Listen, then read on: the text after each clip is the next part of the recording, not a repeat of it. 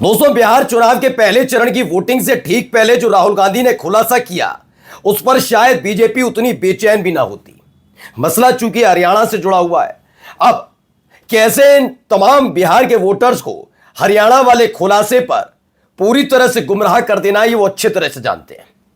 और ये बात राहुल गांधी और बेहतर तरीके से जानते थे कि मसला चूंकि बिहार चुनाव का है और हरियाणा चुनाव को लेकर अगर पोल पट्टी खोली जाए तो इन्फ्लुएंस तो होंगे, असर तो पड़ेगा वोटर्स पर कि खेल कैसे किया जाता है। लेकिन यह बात भी सच है कि इसका ज्यादा असर बिहार पर ना पड़े।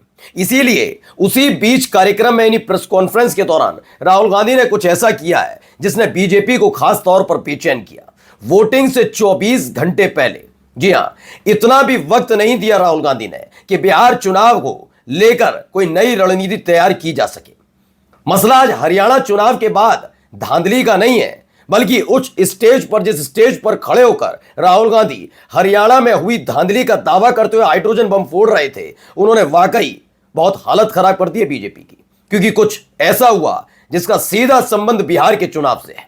और अगर बिहार के चुनाव से संबंध है तो बिहार के लोगों ने भी कान खोलकर सुना होगा।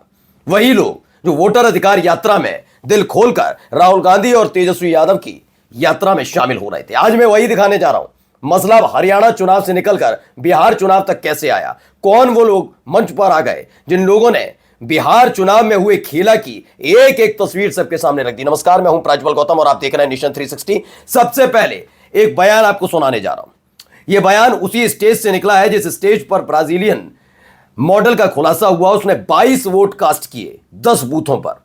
अब ब्राजीलियन मॉडल तो नहीं आई, कि सबको पता है, लेकिन यह बात सच है कि उसी की फोटो लगी हुई सरस्वती, स्वीटी, सीमा, कितने विमला इस नाम से वोट कास्ट किए गए।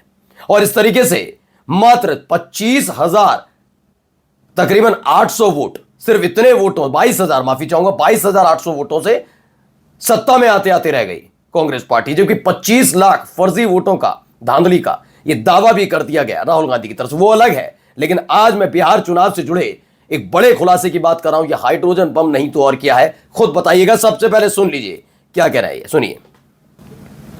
से बिलोंग करते हैं। मेरा गांव धर्मपुर है सर, इस्लाम नगर ब्लॉक से। हमारे साथ में ऐसा सरकार कर रहे हैं जो कि कहने लायक नहीं है। पूरे परिवार का वोटर लिस्ट से नाम हटा दिया गया। इसके पहले हम लोग सितंबर में जानकारी मिला तो जमा किया डॉक्यूमेंट, फिर उसके बाद 2 महीना के बाद फिर से हम जमा किए बीओ में, बीओ वालों के पास, उसमें से बीएलओ के पास, फिर अपने से जा करके हमारे गांव के शिक्षक ही है, वही बीएलओ वाले जो है वही पढ़ाते हैं, उनसे जा करके सामने से बात किए हैं कि सर मेरा नाम अभी तक जुड़ा नहीं, बट इसमें हम कुछ नहीं कर सकते हैं। और हमारे गांव के सहयोगी रवि जो है ये भी हमारे साथ है, क्योंकि हम विकलांग है, कहीं आ नहीं सकते हैं। और उसमें लिख दिया है कि अनुपस्थित के कारण तुम्हारा नाम काट दिया गया, जबकि हम कहीं कमाने लायक भी नहीं, जाने लायक है सर। और इस स्थिति में है, आप लोग सामने देख सकते हैं। आपके गांव में कितने लोगों का वोट पता है? ये हमारे गांव में, जी थैंक यू। नमस्कार, मैं रवि कुमार यादव, बिहार, जमुई जिला, इस्लामगंज प्रखंड, ग्राम धर्मपुर का हूँ। सर मेरे गांव में लगभग, अगर ऐसे देखा जाए तो वोटर लिस्ट से गायब 187 लगभग हुआ है। 187 लोग काटे गए। और अगर न्यू वोटर को ऐड कर दिया जाए सर तो वो 300-350 लगभग हो जाएंगे, क्योंकि 150 न्यू वोटर जोड़ना था जिसे जोड़ा नहीं गया। तो अब आप खुद समझ गए। देखिए, मैंने पूरा ये बयान इसलिए सुनाया है क्योंकि आप पूरी समझें कि कट कॉपी पेस्ट वाले हिसाब किताब हमने नहीं रखा, इसलिए हमने पूरा आपको सुनवाया। ये तकरीबन 1 मिनट 40-42 सेकंड की जो मैंने पूरा बयान इनका सुनाया, कि अगर कट के सुनाते तो ये लगता कहीं टेम्पर तो नहीं किया, बीच में कुछ ऐसा तो नहीं बोल दिया, नहीं, पूरा स्पष्ट इसलिए सुनाया। एक दिव्यांग व्यक्ति जो चल फिर नहीं सकते, सोचिए चुनाव आयोग ने कितनी शातिरता दिखाई। पूरी जिम्मेदारी के साथ बोलना चाहिए, इसमें कोई गलत नहीं है, क्योंकि चुनाव आयोग और चुनाव आयुक्त कोई बहुत बड़ा एहसान नहीं कर रहे हैं सब करके।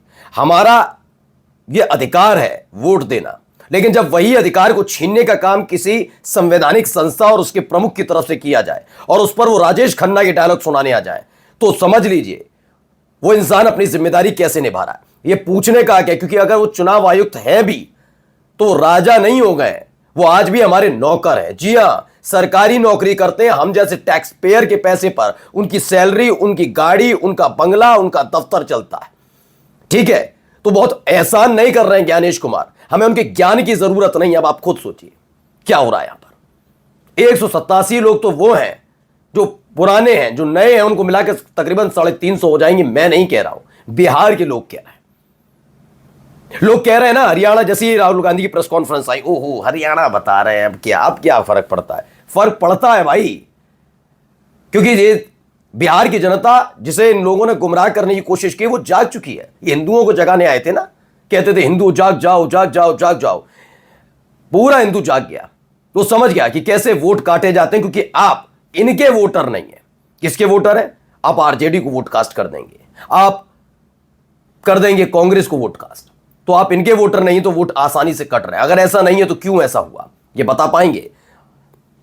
अब यहां देखिए, ये वाला दोबारा दिखाता हूं क्या कहते हैं, जरा राहुल गांधी सुनिए। 10 बूथ में राय असेंबली वोटर लिस्ट में कहां की है? ब्राजील की, हरियाणा की नहीं है, हिंदुस्तान की नहीं है, ब्राजील की है, मॉडल है। हरियाणा की वोटर लिस्ट में चेक करना है तो वो उस पर आप उसको स्कैन कर दीजिए, देख लीजिए। इससे क्या पता लगता है? इससे पता लगता है कि ये सेंट्रलाइज्ड ऑपरेशन है। अब आप खुद समझिए कैसे, कभी सीमा कभी स्वीटी, और क्या ब्राजील की आई होंगी? नहीं। और बिल्कुल सही कहा, ये पीएलओ का काम नहीं हो सकता। एक दो जगह गलती हो भी जाए, लेकिन इतना बड़ा खेल नहीं हो सकता। 22 वोट मायने रखता है, नहीं रखता है? 22 वोट आसानी से खेला हो रहा है। तो एक और महिला की तस्वीर दिखाई जिसमें बताया एक फोटो है, एक असेंबली है और 100 वोट है इस महिला के नाम पर। ऐसे 5,21,619 डुप्लीकेट हरियाणा में वोटर है। और क्या मानेंगे इसे आप खुद बताइए, है नहीं है हाइड्रोजन बम? अब जिम्मेदारी तो है चुनाव आयोग की, लेकिन निभा पाए तब ना। एक और वीडियो इस बीच वायरल हो रही है, क्या है वीडियो जरा देखिए, कैसे आचार संहिता की धज्जियां उड़ाने का दावा किया जा रहा, सुनिए। ये देखिए भाई, भाजपा पार्टी जो है ट्रेन भर के जो है बिहारियों की वो बिहार भेजा जा रहा है। ये देखिए किस तरह से सभी ने पटके, देखिए भारतीय जनता पार्टी के जो पटके हैं वो डाले हुए हैं। तस्वीरें आपको दिखा रहे हैं, करनाल रेलवे स्टेशन से तस्वीरें दिखा रहे हैं, जहां देख सकते हैं किस तरह से जो लोग हैं बिहारी हैं वो बिहार जा रहे हैं। तो लिखा है ज्ञानेश कुमार को कुछ नहीं दिख रहा, कैसा कैसा खेल कर रही बीजेपी। इस हिसाब से और भी बहुत ट्रेनें भेजी जा रही होंगी दूसरे राज्यों की बीजेपी सरकार द्वारा। यह आचार संहिता का उल्लंघन नहीं है, धज्जियां उड़ाना कहते हैं इसे। लेकिन फिल्म देख रहे हैं ना वो भी, नई प्रेस कॉन्फ्रेंस, फिर नए डायलॉग्स। उस आदमी पर काम और कुछ है क्या? नमस्कार।